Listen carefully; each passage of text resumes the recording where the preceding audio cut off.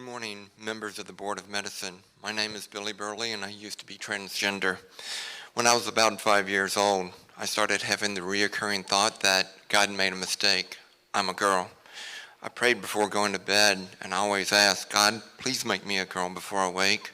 If I could have, I would have chosen any path that would have transformed me into a girl.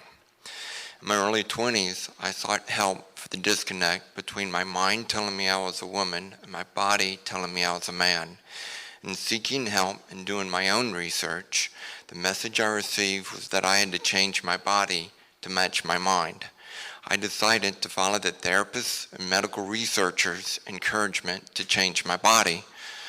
I started on testosterone blocker and estrogen. My emotions were up and down, and my body was changing.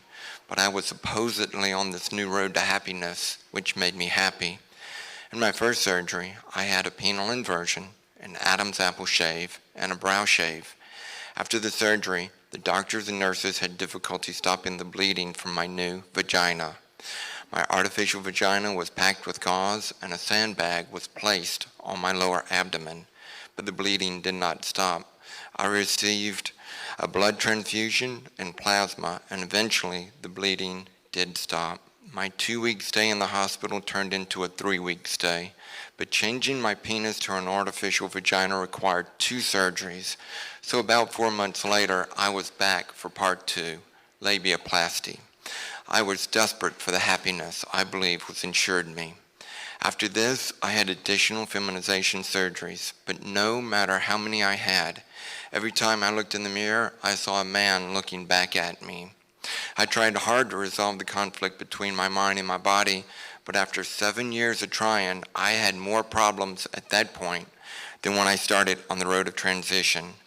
The bottom line is that the therapists and medical researchers were wrong. I have fully transitioned back to male. I am happily married. I have 2 beautiful stepdaughters, and I have peace of mind and body. I was an adult when I made the horrible decision to transition. The therapists and doctors failed to help with my underlying problems. They identified me as transgender, and they were wrong. How often are they wrong? I urge you to create a rule that makes it unethical for doctors to prescribe gender-converting treatments or puberty blockers for people under the age of 18.